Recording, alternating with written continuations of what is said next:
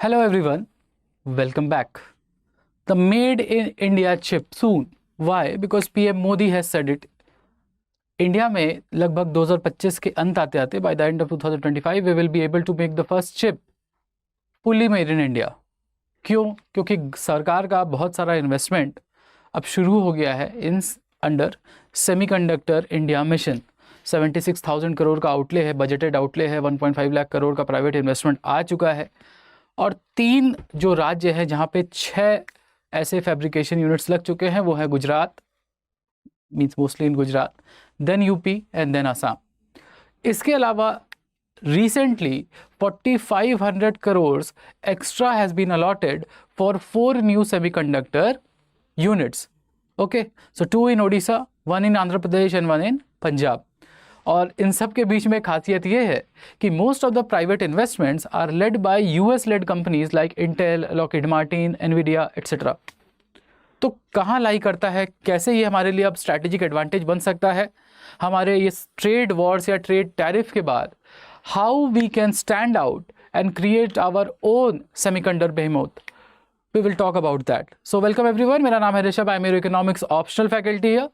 So थोड़ा core में भी जाएंगे हम लोग. What are the economic theories that support all these claims and क्यों ज़रूरी है ये, उसके हाउस एंड वाई समझने की भी कोशिश करेंगे in this short but crisp session.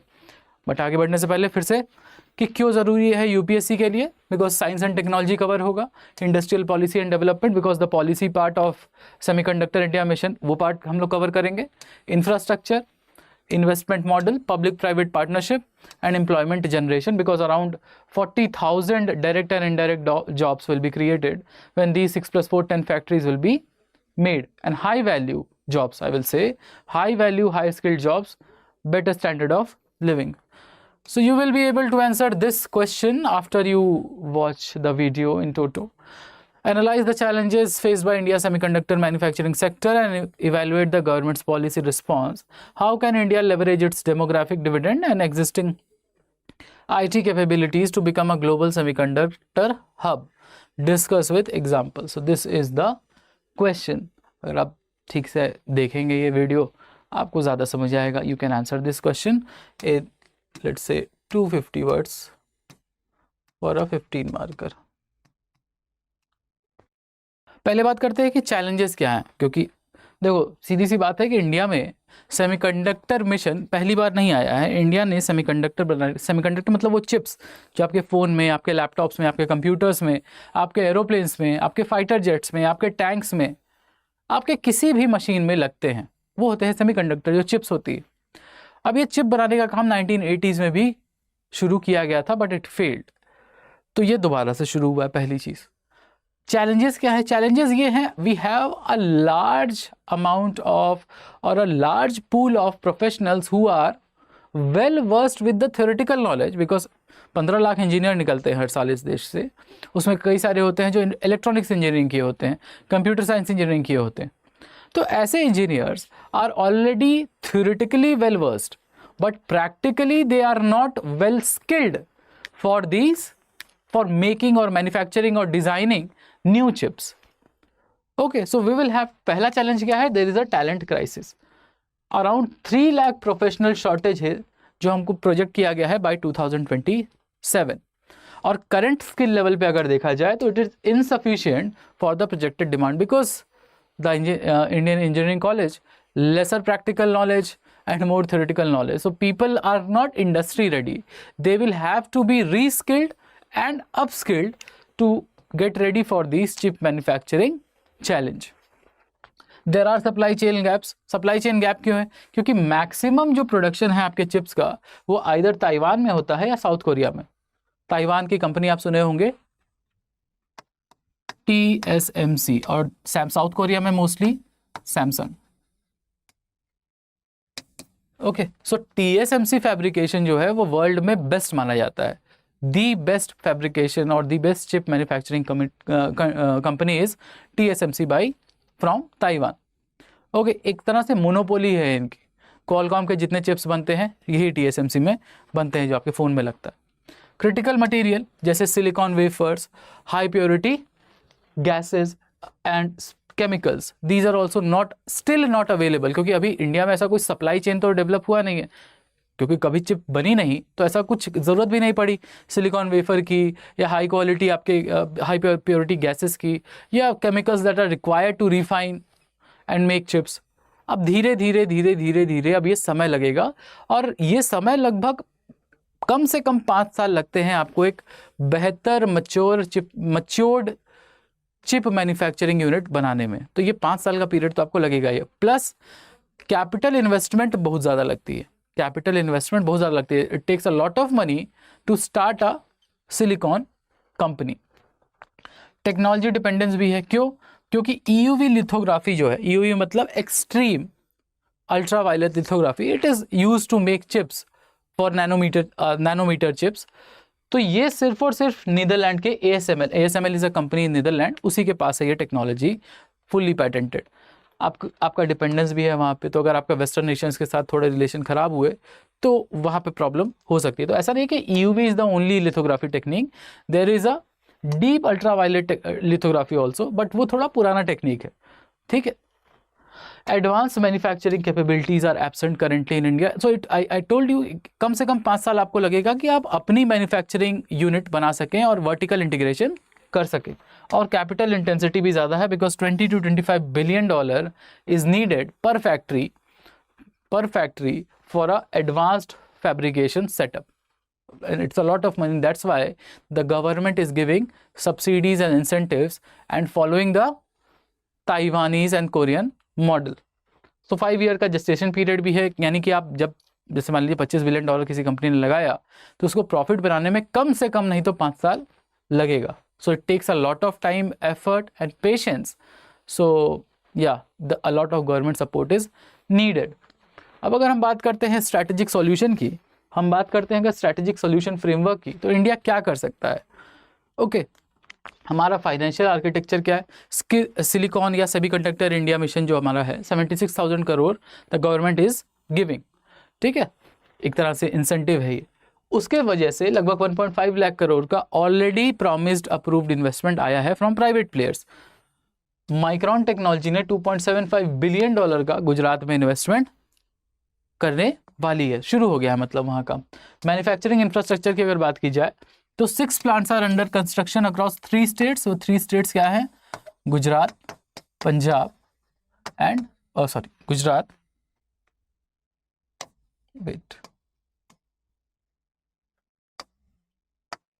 Gujarat, UP and Assam. And recently 4 more plants have been approved on a budget of 4,600 crores. So 2 in Odisha, 1 in Punjab and 1 in Andhra Pradesh. Okay, so total 10 plants will be made, 10 fabrication units will be made to make semiconductor chips. Employment target 27,000 plus, around approximately 40,000 direct jobs directly employed into these companies. 40,000 के आसपास direct job, क्योंकि ये नया जो अभी 4 plants नए लगने वाले हैं उसमें आपको एडिशनल एम्प्लॉयमेंट अपॉर्चुनिटीज़ मिलेंगी। इसके साथ साथ आपको स्ट्रैटेजिक पार्टनरशिप करने का मौका मिलेगा, because we have good relations with Taiwan. First of all Foxconn आके यहाँ ऑलरेडी एप्पल के प्रोडक्ट्स मैन्युफैक्चर करती ही है। उसके साथ साथ साउथ कोरिया के साथ हमारा FTA है, FTA मतलब फ्री ट्रेड एग्रीमेंट है, and we have good relations and good base, consumer base of South Korean products like Hyundai, Kia, Samsung, LG। तो सारी साउथ कोरियन कंपनीज है, वो इंडिया में यूज़ होती है। तो there is a good business relation with South Korea already. तो हमारा स्ट्रैटेजिक पार्टनरशिप हमें हेल्प कर सकता है। एंड टेक्नोलॉजी ट्रांसफ़र अग्रीमेंट्स हमको करना पड़ेगा नीदरलैंड्स के साथ, ताइवान के साथ, साउथ कोरिया के साथ, जापान के साथ, जो एडवांस इकोनॉमीज़ हैं उनके साथ, so that we know the technology and know how to work with the chips. अब जैसे इंटेल है या लॉकहीड मार्टिन है, पंजाब में आके अगर इन्वेस्ट कर रही है तो अपना टेक्नोलॉजी भी ट्रांसफ़र करेगी, है ना, बट वो तो US बेस्ड कंपनी है। So we will have to make sure there are no hiccups in these plans. नहीं तो याद हो कि डोनाल्ड ट्रंप जब पहली बार आए थे तो हुआवे जो दुनिया की सबसे बड़ी टेलीकॉम कंपनी बन रही थी उस टाइम, उसके ऊपर पूरी तरह से बैन लगा दिया था अमेरिकन मेड प्रोडक्ट्स का। उस अमेरिकन प्रोडक्ट्स में क्या क्या आता है, कॉलकॉम का चिप आता है, 10 साल पीछे चला गया हुआवे का फ़ोन मैन्युफैक्चरिंग। उसके साथ साथ एंड्रॉयड का सॉफ्टवेयर आता है, वो भी पीछे चला गया, उनको अपना सॉफ्टवेयर खुद से डेवलप करना पड़ा। ठीक है, सो ये इंडिया के साथ भी हो सकता है। So we will have to be very very cautious while dealing with our partners. Economic theories अगर देखी जाए तो पहला है import substitution industrialization. Import substitution means whatever we are importing उसको हम सब्सटीट्यूट कर लेते हैं डोमेस्टिक मैन्युफैक्चरिंग से। जैसे हम चिप्स को 100 mostly our chips are imported, बाहर से आ रही है, ताइवान से आ रही है, साउथ कोरिया से आ रही है, यूएस से आ रही है। अगर हम किसी तरह हाई वैल्यू चिप्स इंडिया में बनाने लगे अगले 5 से 10 साल में, तो ये जो हमारा फॉरेक्स लॉस है, डॉलर डिपेंडेंस है, वो और कम हो जाएगा। बेसिक हमको करना क्या है, डॉलर डिपेंडेंस कम करना है। ठीक, मॉडर्न ट्विस्ट क्या कर सकते हैं कि टेक्नोलॉजी ट्रांसफर और डोमेस्टिक मैन्युफैक्चरिंग दोनों कर सकते हैं। ना सिर्फ डोमेस्टिक मैन्युफैक्चरिंग बल्कि हम फॉरेन पार्टनर्स को बुला सकते हैं यहाँ पे, ठीक है, कि आप अपनी टेक्नोलॉजी लेके आइए, अपना इन्वेस्टमेंट लेके आइए। तो instead of giving dollars away for buying chips, we are taking dollars कि आओ यहाँ पे इन्वेस्ट करो, कम मेक इन इंडिया।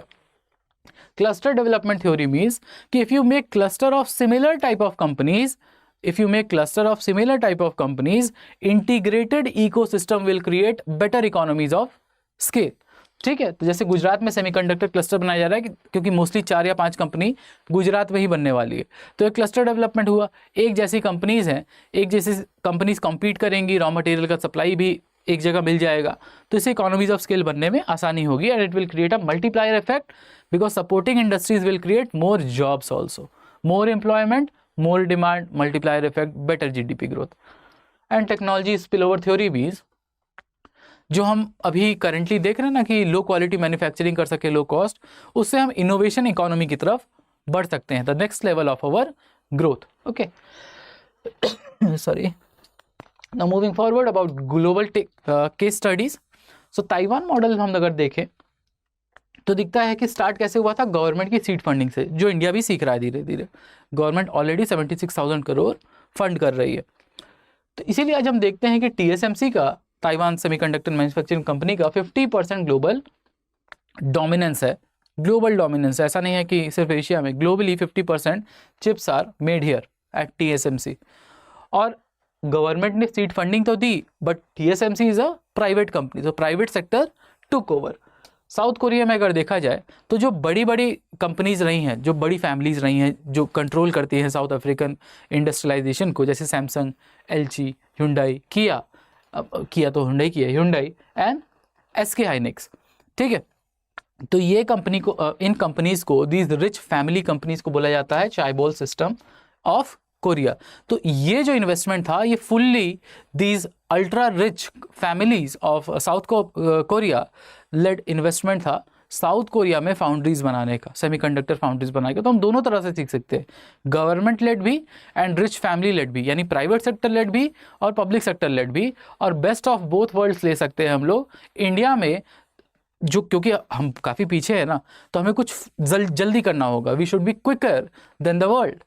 तो अगर हमें जल्दी करना है तो हमें बेस्ट ऑफ बोथ वर्ल्ड्स लेके साथ में चलना होगा। आज अगर देखा जाए तो साउथ कोरिया में मेमोरी चिप का लीडरशिप है, तो इंडिया एक हाइब्रिड अप्रोच लेके चल सकता है। क्यों? क्योंकि डिज़ाइन स्ट्रेंथ है हमारे पास और मैन्युफैक्चरिंग कैपेबिलिटीज़ हम डेवलप कर रहे हैं, और हमारे पास यूनिक पोजिशनिंग हो जाएगी, यानी कोरिया का भी बेस्ट, ताइवान का भी बेस्ट, सरकार भी है और हाईली रिच कैपिटलिस्ट फैमिलीज़ भी है, तो साथ मिलके, और फॉरेन इन्वेस्टमेंट्स भी आ रहे हैं, तो ये सारे फैक्टर्स मिलके इंडिया को एक क्विक ग्लोबल लीडर बनाने में हेल्प कर सकते हैं। What will be the economic impacts and future trajectory, क्या हो सकता है इसका इकोनॉमिक इम्पैक्ट? सिंपल सी बात है, जॉब क्रिएशन होगा, हाई क्वालिटी जॉब्स बनेंगी, बेटर जीडीपी ग्रोथ होगा, ये सब तो सबको पता है। ठीक है, इलेक्ट्रॉनिक्स मैन्युफैक्चरिंग आपका बढ़ेगा, ठीक है, इलेक्ट्रॉनिक्स मैन्युफैक्चरिंग आपका बढ़ेगा, 12 लाख करोड़ तक का हो जाएगा। मोबाइल मैन्युफैक्चरिंग बढ़ेगा। अब जैसे अगर आज देखा जाए तो नोएडा में मोस्टली इंडिया की सबसे ज़्यादा मैन्युफैक्चरिंग नोएडा में होती है, तो 99.2% के आसपास हम डोमेस्टिक मैन्युफैक्चरिंग कर सकेंगे। सिर्फ असेंबलिंग नहीं, मैन्युफैक्चरिंग, यानी छोटे से छोटे पार्ट से लेके बड़े से बड़े पार्ट तक और असेंबलिंग तक सब कुछ इंडिया में हो सकेगा वर्टिकल इंटीग्रेशन से। इलेक्ट्रॉनिक एक्सपोर्ट्स की अगर बात की जाए तो 3 लाख करोड़ के आसपास हम एक्सपोर्ट कर पाएंगे, यानी 8 टाइम्स ग्रोथ आपको देखने को मिल सकता है। फ्यूचर प्रोजेक्शन की बात करें, अगर फ्यूचर प्रोजेक्शन की अगर हम बात करें तो 2025 में हम सोच रहे हैं कि 45 to 50 बिलियन डॉलर इन्वेस्टमेंट हम देखेंगे सेमीकंडक्टर मार्केट में।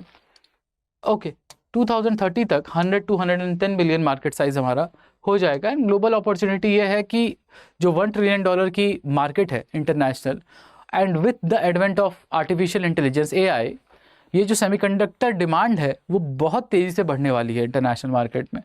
तो उस जो बढ़ती हुई डिमांड है, हम अगर प्रोडक्ट अपना मार्केट फिट कर लिए तो we will be like a global supply chain का सुपर पावर हियर। और चिप मैन्युफैक्चरिंग का ये मतलब नहीं है कि सिर्फ कंप्यूटर में लग रहा है या फिर आपके फ़ोन में लग रहा है, नहीं। जो 6th generation advance warfare systems बन रहे हैं, सिक्योरिटी सिस्टम्स बन रहे हैं, मिसाइल सिस्टम्स बन रहे हैं, ठीक है, फायर वंस एंड फॉरगेट, वहाँ भी चिप्स लगते हैं। ये बड़े बड़े चिप्स होते हैं, ठीक है।